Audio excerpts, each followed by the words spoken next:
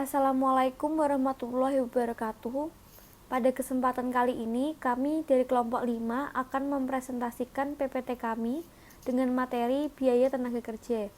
Sebelum memulai, izinkan kami untuk memperkenalkan anggota kami terlebih dahulu. Yang pertama, Ade Erlangga Handianto Wibowo, nomor presensi 9. Yang kedua, Ade Irsalina Rizky Dwinda, nomor presensi 13. Yang ketiga, Ade Mutia Dileresti, nomor presensi 17. Yang keempat, Ade Riza Umami, nomor presensi 22. Dan yang terakhir, Ade Zulia Nisnahde, nomor presensi 29. Untuk slide selanjutnya akan dibacakan oleh Erlangga. Kepada Erlangga, saya persilahkan. Yang pertama adalah pengertian biaya tenaga kerja. Sebelum ke pengertian biaya tenaga kerja, kita jabarin dulu nih, apa tuh tenaga kerja. Tenaga kerja merupakan usaha fisik atau mental yang dikeluarkan karyawan untuk mengolah produk.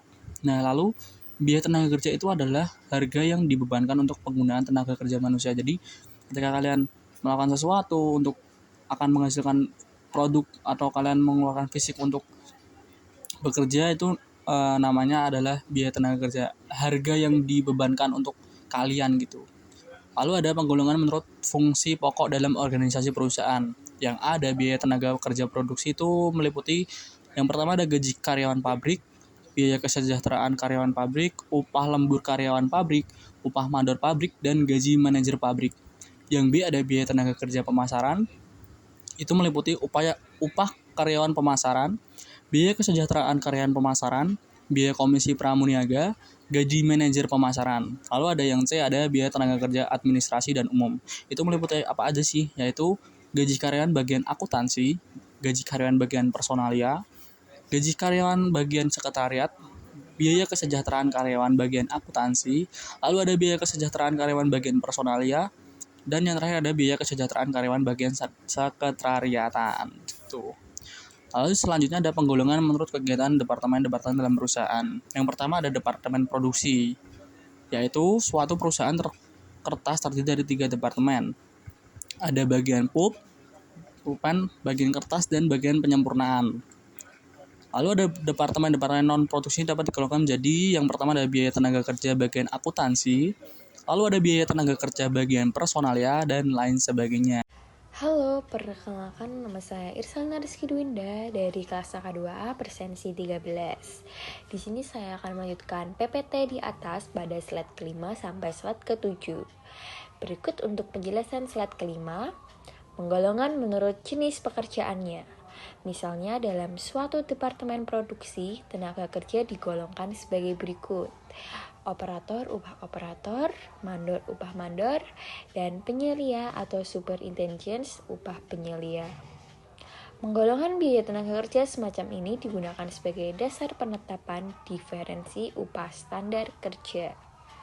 Berikut untuk slide ke-6, penggolongan menurut hubungannya dengan produk.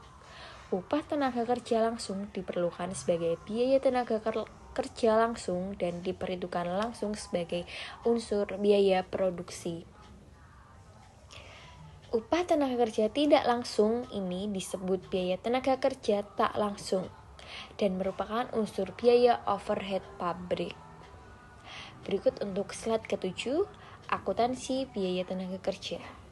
Biaya tenaga kerja dapat dibagi ke dalam 3 golongan besar, yaitu yang pertama gaji dan upah reguler, yaitu jumlah gaji dan upah bruto dikurangi dengan potongan-potongan seperti pajak penghasilan karyawan dan biaya asuransi hari tua. Yang kedua ada premi lembur, dan yang ketiga biaya-biaya yang berhubungan dengan tenaga kerja atau labor-related cost. Berikut untuk penjelasan dari saya. Penjelasan slide selanjutnya akan dijelaskan oleh teman saya. Terima kasih. Baik, untuk presentasi selanjutnya akan saya lanjutkan mengenai gaji dan upah. Ada beberapa macam cara perhitungan upah karyawan dalam perusahaan. Mengalihkan tarif upah dengan jam kerja karyawan untuk menentukan upah seorang karyawan itu memerlukan kumpulan data jumlah jam kerjanya karyawan selama periode waktu tertentu. Contoh 1, misalkan perusahaan X itu hanya mempekerjakan 2 orang karyawan, Risa Rimendi dan Elona Sari. Berdasarkan kartu hadir minggu pertama bulan April 2000X1, bagian pembuat daftar gaji dan upah, pembuat daftar gaji dan upah untuk periode yang bersangkutan.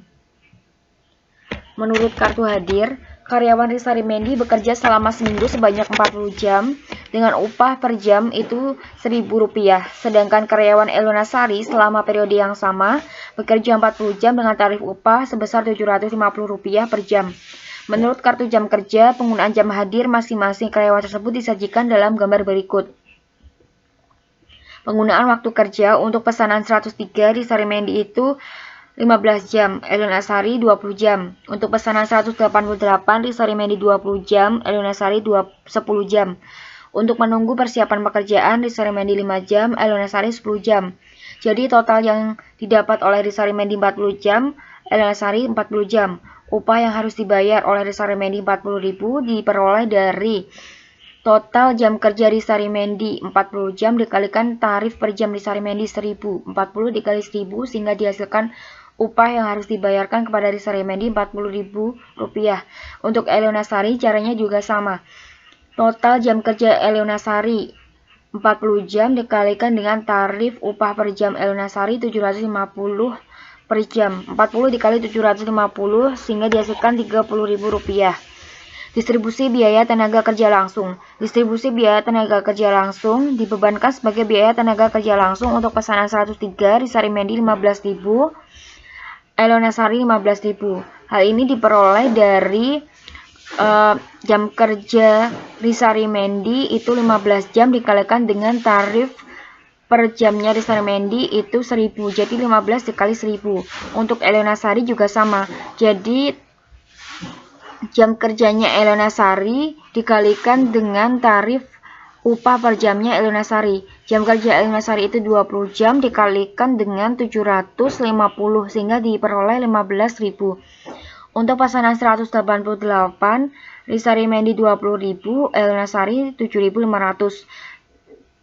Untuk dibebankan sebagai BOP Rizari Mendi itu 5.000, Elona Sari 7.000. Caranya sama seperti perhitungan untuk pesanan 103.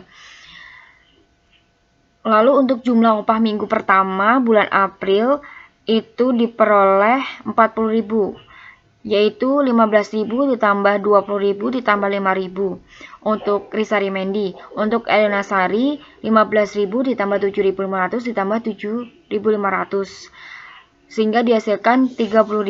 PPh yang dipotong oleh perusahaan 15% dari upah minggu pertama bulan April 19 kali 1. Itu diperoleh dari 15% dikali 40.000 itu dihasilkan 6.000 untuk Rizari Mendi. Untuk Elona Sari 15% dikali 30.000 dihasilkan 4.500. Jumlah upah bersih yang diterima karyawan itu diperoleh dari jumlah upah minggu pertama bulan April 19 kali 1 dikurangi PPh yang dipotong oleh perusahaan, yaitu 15% dari upah minggu pertama bulan April 19 kali 1. Sehingga untuk Rizari Mendi jumlah upah bersih yang diterimanya 40.000 dikurangi 6.000 sehingga diperoleh 34.000. Untuk Elona Sari 30.000 dikurangi 4.500 sehingga diperoleh 25.500. Akuntansi biaya gaji dan upah tahap 1 berdasarkan atas rekapitulasi gaji dan upah bagian akuntansi kemudian membuat jurnal distribusi gaji dan upah sebagai berikut. Jurnalnya, barang dalam proses biaya tenaga kerja sebesar 57.500, biaya overhead pabrik 12.500, pada gaji dan upah 70.000. Tahap 2, atas dasar bukti kas keluar, bagian akuntansi membuat jurnal sebagai berikut. Gaji dan upah 70.000, pada utang PPh karyawan 10.500, utang gaji dan upah 59.500. Sekian presentasi dari saya, selanjutnya akan dilanjutkan oleh teman saya. Baik, selanjutnya adalah tahap ketiga dari akuntansi biaya gaji dan upah, yaitu atas dasar daftar gaji dan upah yang telah ditandatangani karyawan sebagai bukti telah dibayarkannya upah karyawan, bagian akuntansi membuat jurnal sebagai berikut. Utang gaji dan upah pada kas sebesar Rp59.500. Tahap keempat, penyetoran PPh karyawan ke kas negara dijurnal oleh bagian akuntansi sebagai berikut. Utang PPh karyawan pada kas sebesar Rp10.500. Selanjutnya, yaitu akuntansi biaya gaji dan upah pada bagian insentif. Dalam hubungannya dengan gaji dan upah, perusahaan memberikan insentif kepada karyawan agar dapat bekerja lebih baik. Ada beberapa cara pemberian insentif. Yang pertama yaitu insentif satuan dengan jam minimum, atau strict pace work with a guaranteed hourly minimum plan, yaitu karyawan dibayar atas dasar tarif per jam untuk menghasilkan jumlah satuan keluaran atau output standar. Contohnya sebagai berikut. Jika menurut time study, maka dibutuhkan 5 menit untuk dapat menghasilkan satu satuan produk. Maka jumlah keluaran standar per jam adalah 12 satuan. Jika upah pokok sebesar Rp600 per jam, maka tarif upah per satuan adalah Rp50 berasal dari Rp600 dibagi dengan 12. Karyawan yang tidak dapat menghasilkan jumlah standar per jam tetap dijamin mendapatkan upah sebesar Rp600 per jam. Tetapi bila ia dapat menghasilkan 14 satuan per jam, ada kelebihan 2 satuan dari jumlah satuan standar per jam, maka upahnya dapat dihitung sebagai berikut. Upah dasar per jam yaitu Rp600, ditambah dengan insentif yaitu 2 buah dikali Rp50 yaitu Rp100, sehingga upah yang diterima pekerja per jam yaitu menjadi Rp700. Baik, di slide kali ini saya akan menyampaikan mengenai Taylor Differential Piece Rate Plan. Cara pemberian intensif ini adalah semacam straight piece rate plan yang menggunakan tarif tiap potong untuk jumlah keluaran rendah per jam dan tarif tiap potong yang lain untuk jumlah keluaran tinggi per jam. Untuk contohnya, yaitu karyawan dapat menerima upah sebesar Rp4.200 per hari untuk 7 jam kerja.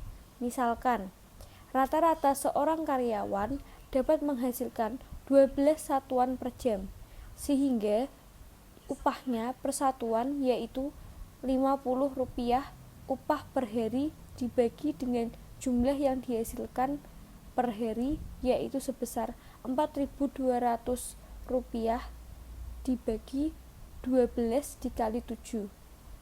Dalam Taylor Plan ini, misalnya diterapkan tarif upah sebesar Rp45 per satuan untuk karyawan yang menghasilkan 14 satuan atau kurang per jam dan Rp65 per satuan untuk karyawan yang menghasilkan 16 satuan per jam, maka upah per jam karyawan dihitung sebagai berikut.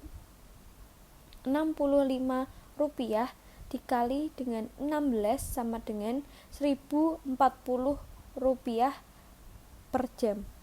Sedangkan bila karyawan hanya menghasilkan 12 satuan per jam, maka upah per jam dihitung sebagai berikut. Rp45 dikali 12 sama dengan Rp540. Selanjutnya, saya akan menjelaskan mengenai premi lembur beserta contoh soal dan cara penyelesaiannya. Jadi, di dalam perusahaan, jika karyawan bekerja lebih dari 40 jam dalam 1 minggu, maka mereka sebagai karyawan berhak menerima uang lembur dan premi lembur. Untuk contoh soalnya, misalnya selama 1 minggu, seorang karyawan bekerja selama 44 jam dengan tarif upah dalam jam kerja biasa maupun lembur yaitu sebesar Rp600 per jam. Premi lembur dihitung sebesar 50% dari tarif upah. Maka upah karyawan tersebut dapat dihitung dengan jam biasa sebesar 40 jam dikali dengan Rp600 sama dengan Rp24.000. Lalu jam lembur sebesar 4 jam dikali Rp600 sama dengan Rp2.400. Lalu jam premi lembur sebesar 4 jam dikali Rp300 sama dengan Rp1.200. Jadi jumlah upah karyawan sebesar Rp24.000 ditambah Rp2.400 ditambah 1.200 sama dengan 27.600.000 rupiah. Selanjutnya, ada biaya-biaya yang berhubungan dengan tenaga kerja. Yang pertama ada setup time. Dimaksud dengan seringkali sebuah perusahaan memerlukan waktu dan sejumlah biaya untuk memulai produksi. Biaya-biaya yang dikeluarkan untuk memulai produksi disebut dengan biaya pemula produksi atau setup cost. Ada 3 perlakuan. Yang pertama, dimaksud ke dalam kelompok biaya tenaga kerja langsung. Yang kedua, dimasukkan sebagai unsur BOP. Dan yang ketiga, dibebankan kepada pemesan yang bersangkutan. Berikutnya ada waktu menganggur atau idle time. Dalam mengolah produk, seringkali terjadi hambatan, kerusakan mesin, atau kekurangan bahan sehingga menimbulkan waktu yang menganggur bagi karyawan. Biaya yang dikeluarkan selama waktu menganggur ini diperlakukan sebagai unsur biaya overhead pabrik. Untuk contohnya, misal seorang karyawan harus bekerja selama 40 jam per minggu. Upahnya yaitu sebesar Rp600 per jam. Dari 40 jam kerja tersebut, misalnya 10 jamnya adalah waktu menganggur dan sisanya untuk mengerjakan pesanan, maka jurnal untuk mencatat biaya tenaga kerja adalah barang dalam proses BTKL sebesar Rp18.000, biaya overhead pabrik sesungguhnya sebesar Rp6.000 pada gaji dan upah sebesar Rp24.000. Sekian presentasi dari kelompok kami. Mohon maaf jika terdapat kesalahan dalam mempresentasikan baik disengaja maupun tidak disengaja. Wassalamualaikum warahmatullahi wabarakatuh.